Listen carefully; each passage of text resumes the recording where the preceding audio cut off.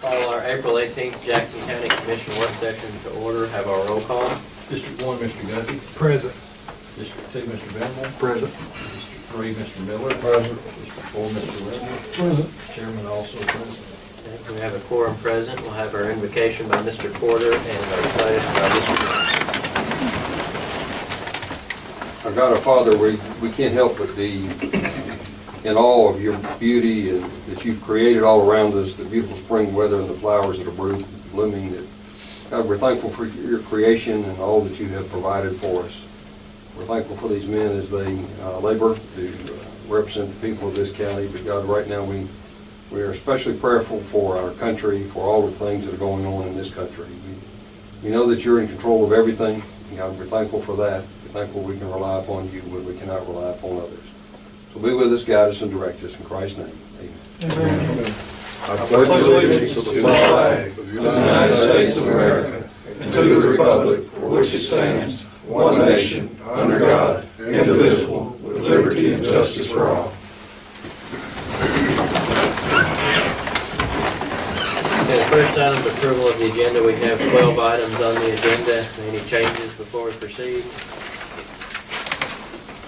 Motion to approve the agenda. Make that motion. Motion, we have a second. Second. Any discussion? All in favor say aye. Aye. Those opposed say no. Okay, we've had no one sign up to speak. So we'll move on to our discussion items, and the first item is regarding the Senior RX contract. You have two contracts for the two employees at Senior RX. One ends this month, so 35-hour one, and then the other one ends, I believe, in August. We don't have the dates on them. Was wanting to take a look, I guess we have some time on the 40-hour week contract. That's for Ms. Bottomley, on how we want to pursue that. But in particular on the 35-hour contract, that's one change that I wanted to make on that, or one thing I wanted to set on that, was basically have that end, I think it ends this month, have it end at the end of April next year. And of course, from that point, we'll have to determine where we go. We talked about with the budgets, Senior RX has been able to fund itself from some dollars that it's had set aside there. But we could probably afford to do that maybe another year. Then we'll have to make some changes unless other funding comes forward. With the TV and Luton tax bill changed as it was, that's another, I think, was it $20,000, $30,000 hit? 31.5, I believe. To that program. So, again, we can afford to fund this for another year and a half or so, but do one more 12-month contract with this employee, and then we'll kind of see where we need to go from there. Are there any questions or comments on that?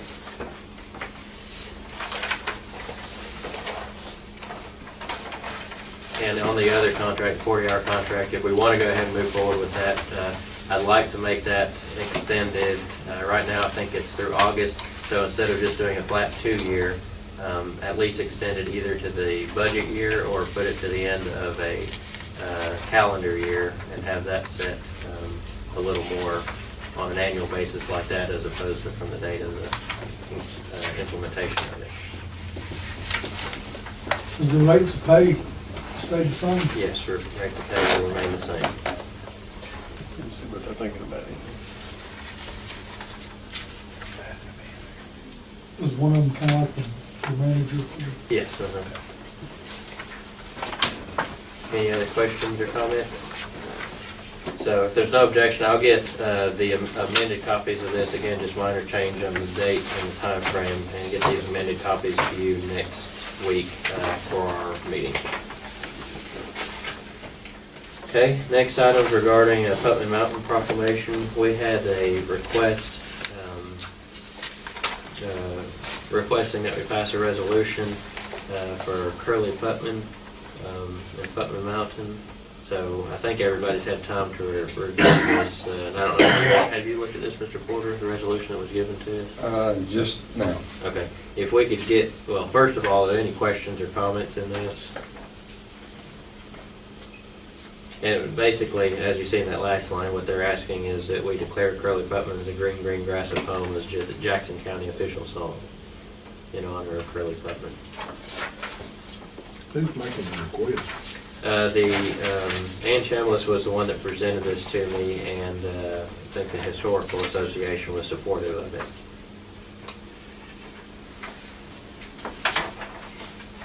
Any questions or comments?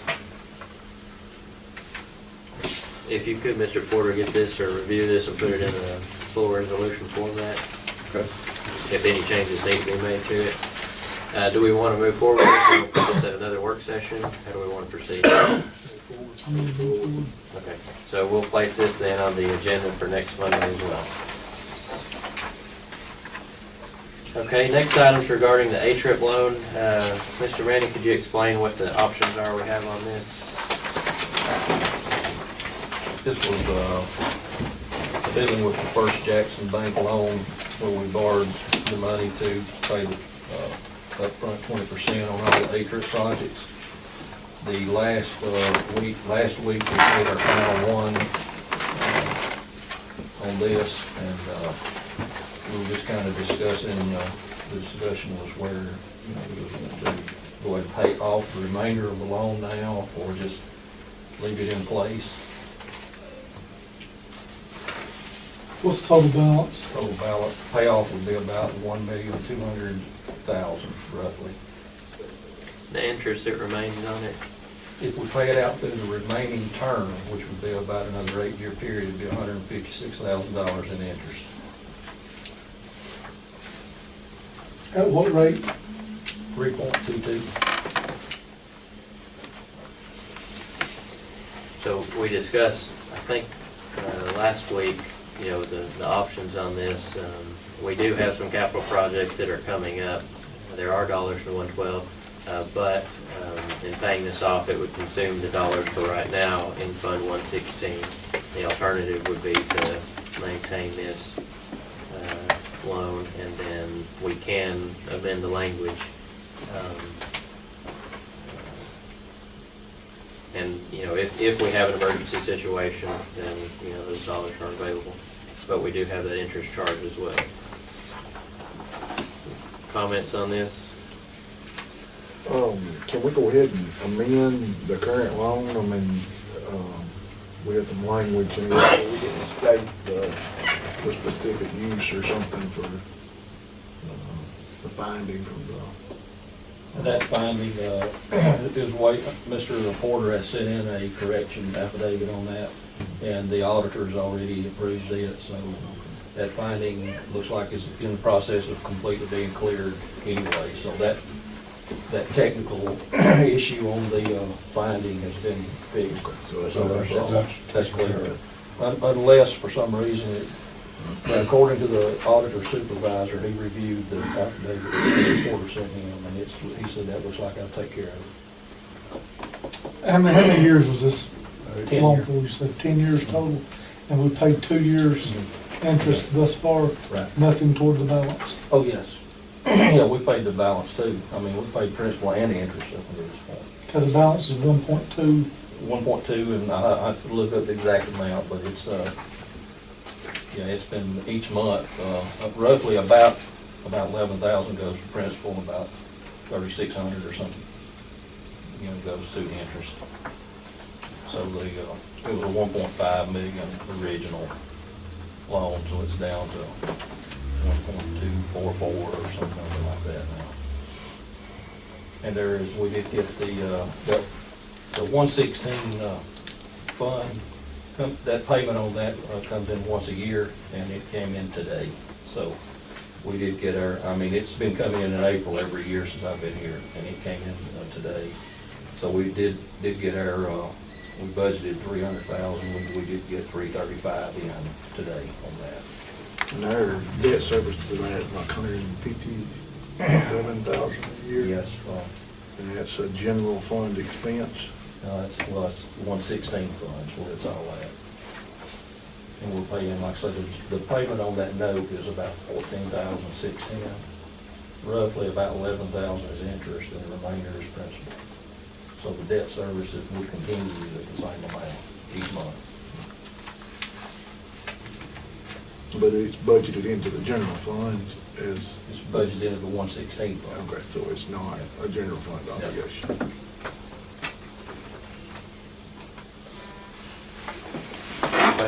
My only thing that we talked about the other day is you've got other things fixing to come up, and we're not gonna be able to get 3.2% interest on them. It doesn't make a lot of real sense Right. to pay this off and then turn around and borrow money for other capital projects at a higher interest. And another thing too is, I mean, you can vote or decide to pay it off anytime you want to, if conditions change and, you know. And we can put more towards the monthly payment if we so choose, but it just keeps our options open if we continue, you know, where we're at, then do that. Of course, that does have to be used for capital improvements, so Sure. we have to use it just for that. Sure. So, if you was to pay it off now, the only way you pay it off is you take all the cash that's in the 116 fund, and then you transfer 275,000 from the general fund to pay that off, and then you would basically have the 335,000 each year that comes in for capital improvements. And that's all, you know, when you've got this issue here at the courthouse, and I know two or three other things that we've got, some things that we need to look at, trying to get fixed. And like I say, if conditions change, you know, you can pay this off anytime you wanted to. I mean, you're not going to run the full 10 years. So, you know, I guess you could say there's no real rush to do it right now, but it's just, I just want you guys to understand that the last A-trip project has been paid. So,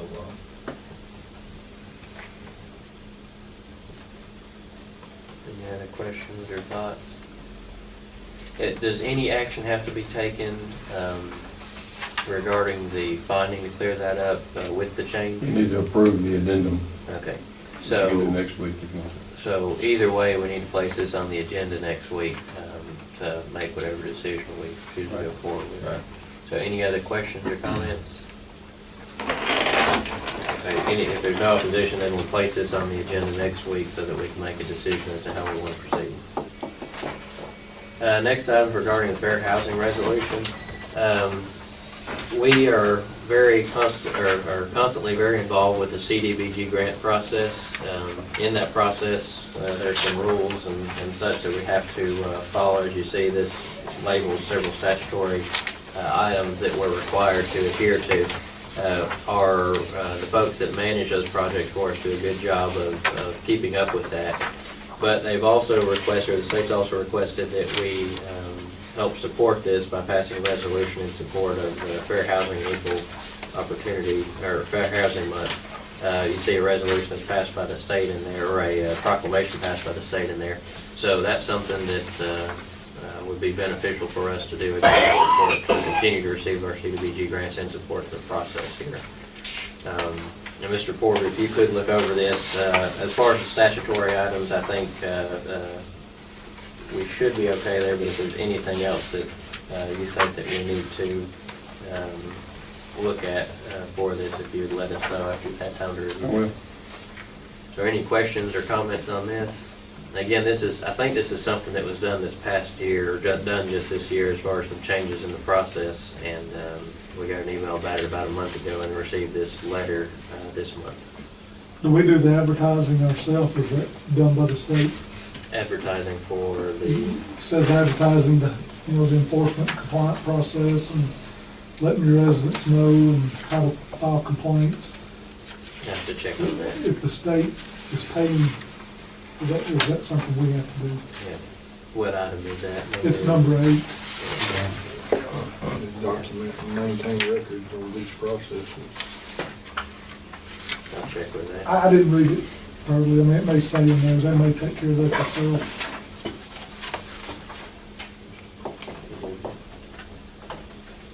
But you have to do this in order for us to continue getting the grant, right? Correct. Any other questions or comments? Okay. If there's no opposition, we'll place that on the agenda for next Monday as well. Okay, next item, we have a individual retired from the sanitation department. You have the letter in the packet there. Darrell, you have anything to say about that? No, there's just, if we could just approve his retirement for this right here. One of our extremely good employees, we'll miss him when he's gone, but he's got a lot going on, so he's requested for retirement, and if y'all could approve his letter for him. Any questions on that? So we'll place that on the agenda for next Monday as well. Advertise for a vacant position at the sanitation department. You have a job description. This is the position to be vacated by that individual. You have a copy of the job description. This is a step 6, is that correct? This position was a step 7. It's been asked to move that down to a step 6, grade 1, to be more in line with the salary that's being paid there. And then you have the items of responsibilities here. Really, the biggest changes in this job description compared to what we have was When we had rear loaders there, we haven't had many team leader driver collector positions available, so it consisted of our rear loaders. Now that we're fully automated, it just now consists of a driver collector. So questions or comments on that position? Okay. If there's no opposition, then we'll place that on next Monday to approve and allow them to move forward with advertising. Okay, next item, surplus for a trailer at the Parks Department. Mr. Barnes? We just have an old trailer that's been there since I've been there, it's about at least 7 years. It's 8 foot by 36 foot long. The tongue, we latch onto the bone stuff, it's kind of messed up, so it's kind of just in the way, and just need Is that something that can be repaired? I don't know what we would use it for. No, it's not something we would need it for. No, I don't think Okay. Okay, any questions or comments on that? I guess we'll put it on Gov Deals, is that correct? Can we, and lawnmower can do it on good deals, can we do it on it? Any questions? Okay, if no opposition, we'll place that next week. Temporary labor request. Mr. Campbell? Yes, sir. This request is essentially to supplement our workforce on the basis of the upcoming Mud Creek Class A trip project, Mud Creek Bridge project. If we move forward with no consultant and use in-house labor forces for all the E&I throughout the duration of that project, the additional temporary labor request will allow us to not only maximize future possibilities with A-trip money, but prevent us from borrowing for maintenance to cover bases, filled in needs for folks in different places, and hopefully prevent late bridge inspections, which has occurred in the past when we had major bridge projects going and multiple other projects, as well as our daily routine maintenance activities. So those folks that will be involved with the daily inspection, performing the E&I on that bridge, will also be involved with the plan development, the large ongoing utility projects that are currently underway, and this person will allow us to fill some gaps. Any questions or comments? I think this was discussed when we talked about, in the budget session, when we were talking about some of those things. What did you say the time period would be? Construction should begin within the next month. Would we be doing a 6-month temporary like we happened with the? Yes. Any other questions or comments? Okay, if there's no objection, we'll place that on the agenda for next week. Next item, FEMA update. I want to provide an update based on FEMA and FHWA fund requests that we made. Essentially, there's 3 categories within the FEMA claim that we have, and one is the debris. The second category is basically the permanent work, and then the third category will be the major projects. And then the FHWA Emergency Relief Fund is kind of its own category. So I'll start with the debris. There's 2 categories in that, and that is what falls within the first 30 days and then what falls within the next 60 days. So we have signed and submitted the first 30 days of that debris removal, and it was a little over $5,000. The second debris part will be under $10,000, a little over $9,500, and The permanent work is approximately 20 roads where we fix drainage structure washout, scour, some cross drain replacement, things of that nature. So the first round it's basically broken down in the project worksheet. So the first 12 roads that'll be submitted looks like it's in the neighborhood of 55,000. And then the second round will be 8 roads that we'll submit that'll be somewhere in that range as well.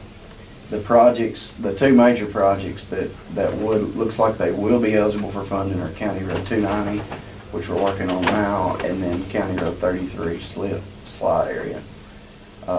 Some of that we're still on hold on waiting on the 33 part in particular, on some geotech information to kind of get our hands around some scope of work and what it looks like FHWA will be happy with moving forward. The 290 part, there's quite a bit of work to do as far as deconstructing that bridge, basically tearing it down, repairing the wing walls and the back wall, and then reconstructing it. And at least partial amount of that work will qualify for what FHWA deems as a cause of the flooding as far as the repairs. The other category I mentioned is FHWA ER funds, so that's emergency relief funds, which we applied for on County Road 42. The reason that was not FEMA related is because it was one of our federal aid routes where 3 pipes, pretty large drainage structures, damage occurred there from the floods. So that work has been complete, and we received the agreement today, and it's going to be basically an 80-20 agreement. The agreement will be based on the anticipated estimate amount that we submitted to FHWA when we discovered the issue. The work's complete now, so it's just a matter of tallying those costs, submitting that for reimbursement. They'll reimburse 80%. The 20% of that work will be on us. So that work has been completed.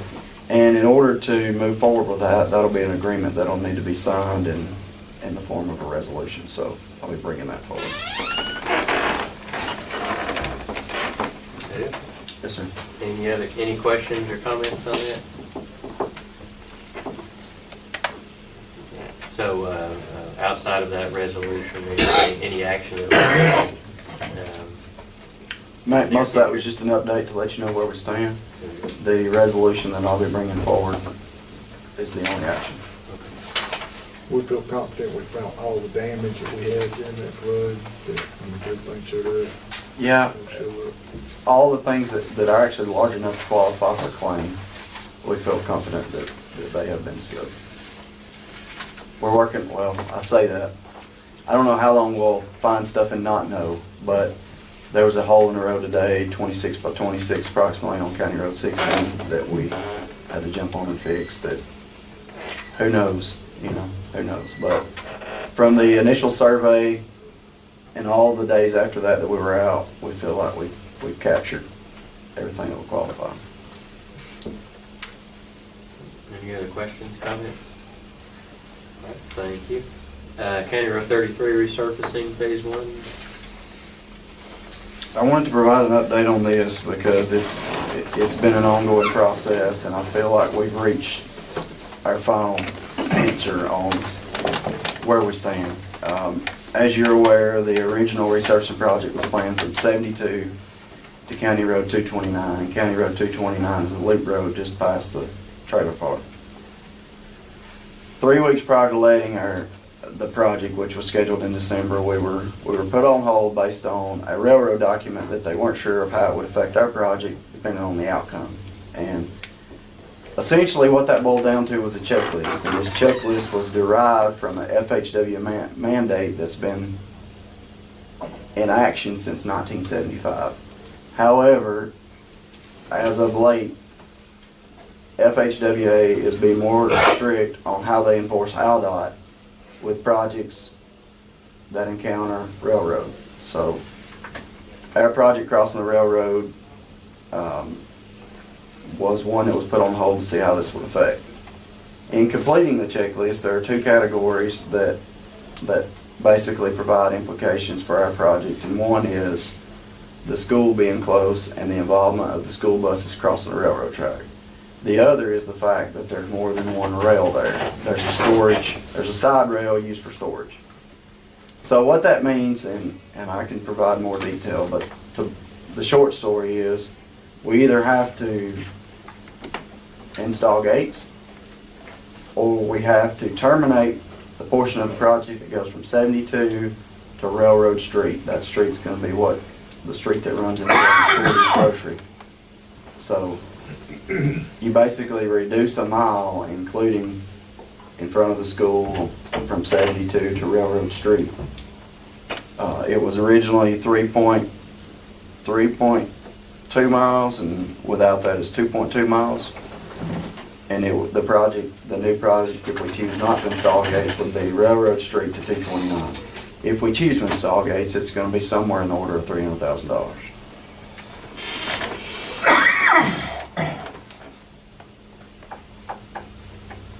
Questions, comments? And that project comes to their federal route dollars. Right? Yes, sir. We can't add that mile on the other end of it. According to conversations as recent as today, we can't circumvent their rule and do another short project on the other end of that and come into the railroad from the other side. I mean expand beyond the mobile home park. 229, we could if there weren't implications on width. Oh, We have width restrictions.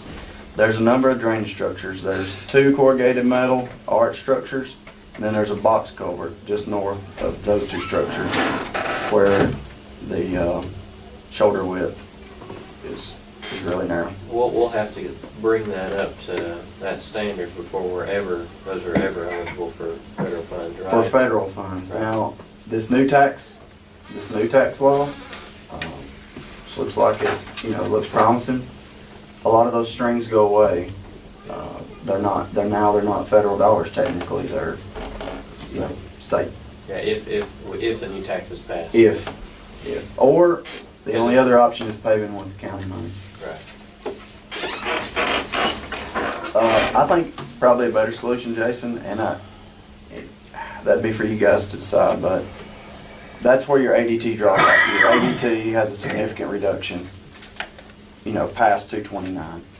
It would be a perfect candidate for a triple surface treatment or something, something along the lines of a chip seal, higher end chip seal product, something like that to fill in the gap. What will happen with those dollars? I mean, if we're dropping a mile off that road and we're using our federal dollars, what will happen to those dollars? That's an excellent question. They'll roll over, and typically we're under stringent requirements on when to spend it, when to have it obligated. So we need to also get moving on selecting another project. So I'll be coming forward with the 2 you didn't pick last time and another project, or I can present more if we'd like that. The other portion of 33, the second phase of this, it's already quote-unquote paid for, correct? Do we think it'll be covered by the dollars that'll be available next year? Obligated, yes, it is obligated. Yeah, we have plenty of money as far as it goes to federal routes. Now we're short on projects instead of money, if that makes sense. Can you not bring that list back to us that we chose from, and let's choose another one? Absolutely. Let's do that.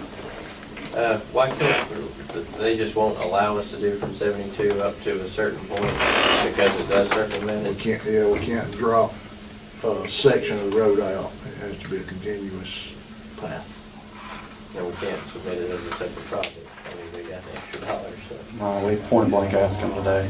I mean, they're just keeping us from being able to do this. It's the railroad involvement, and with some pointed questioning on our end, it sounds like there's been several other counties involved, and I don't know the workaround if there was one, but we seem to be the only one where gates are required, the only county to where it's actually boiled down to gates are required within your project. We would purchase the gates, and then who would be? We would have to, the project would consist of gate installation and bringing all that up to And who specifications maintains it? required. Is that what you're asking, who maintains it? Yeah, that would be up to the railroad. Yes, sir. Maintain them. Yes, sir. But we've got other roads that's gonna qualify for this federal money, right? Yes, sir. Yeah. Do another mile of roadway somewhere, but we can't go back and do that first mile here. Okay, so there's nothing else that we can do to pursue this any further, correct? We could possibly try a meeting. I mean, they've told me the answer, so, you know, we can, that's the answer right now. It would, I'm saying, it'd be up to the state to make any changes in the decision. Yeah, and then this, you know, when asked about that, the state says, you know, this is nothing we want to do or like either. It's being mandated to us, so. You know, I can tell you this, that, you know, the Who mandates it to them? Federal Highway Administration. Okay. So it's the Federal Highway Administration that's Yes, sir. enforcing this now, gotcha. Well, Okay. yeah, stricter Right, gotcha. enforcement of this mandate. Any other questions on that?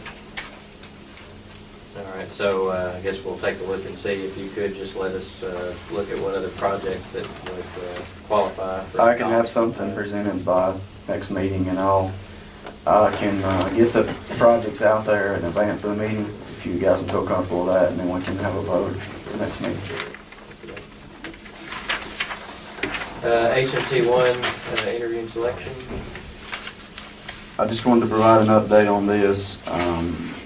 This is the HMT1 position previously vacated by Mr. Howard Smart. The advertisement period ended April 4th, and interviews are scheduled for the 26th, so that's Monday at 6:30 at Public Works by the selection committee.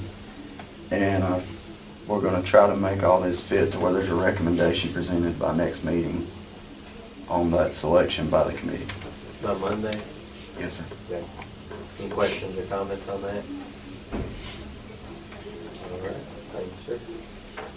The final items regarding the sales tax bill.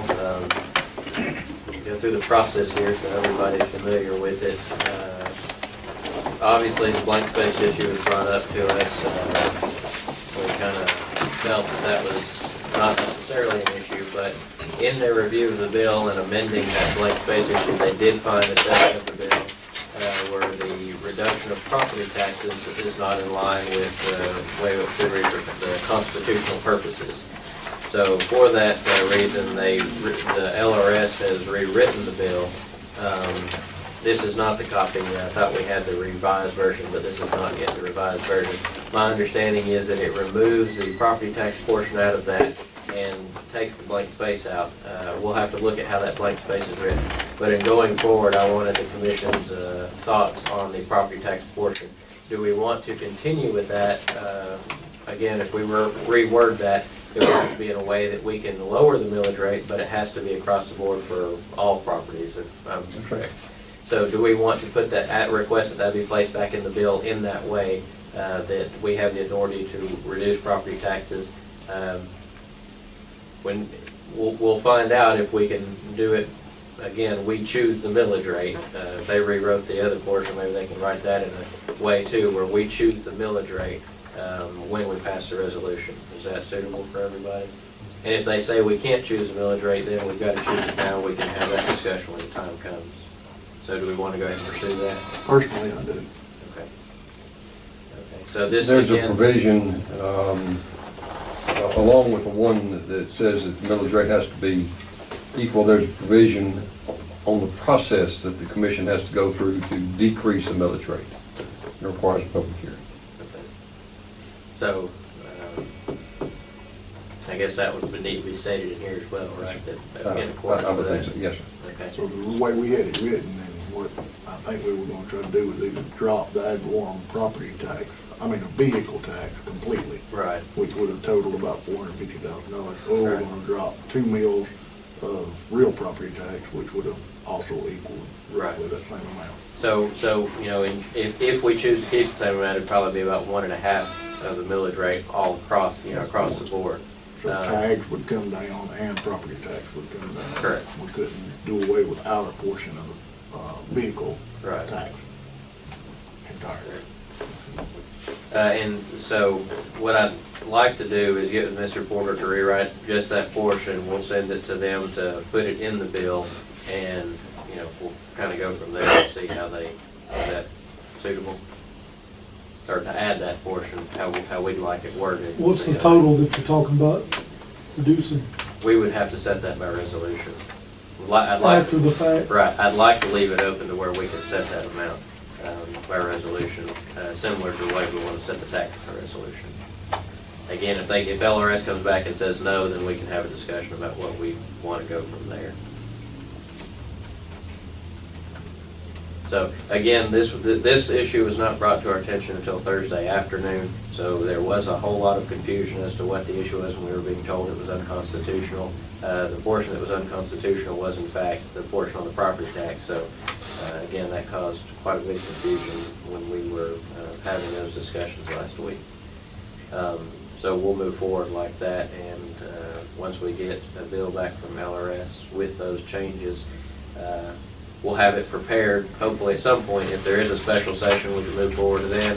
If not, then it will be next year. If we want, if this continues to be what we want to pursue, then we'll have it for them to pursue next year and probably be in the 2018 election cycle that we get on the ballot. Any other questions or comments? Mr. Chairman, when did you send that bill to them? Can you remember? The initial bill was sent,